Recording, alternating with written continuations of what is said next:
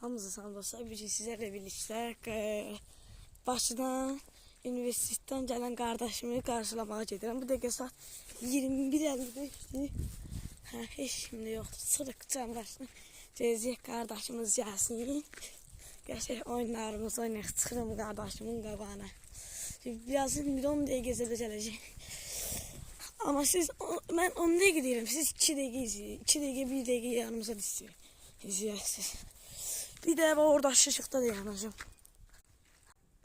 Bəli, indi gəldik, çatdıq.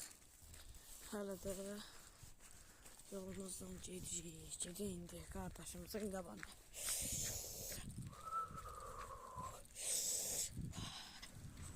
Gedirik. Şimdi bir de o kutanın başına saxlayacağım. Asırım. Dostlar, axır şəhər çatdıq.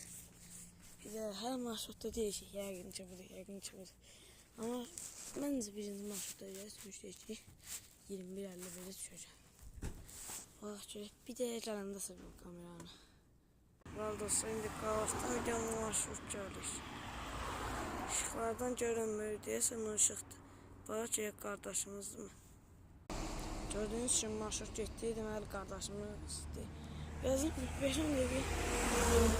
5-10 dəqiqə yaxşı ki, Allah icazə versə gəlib olacaq. Sən gəlir qabaqdan bir dənə marşrut. Allah geliyor. Şey geldi sahte. Gelir evimize.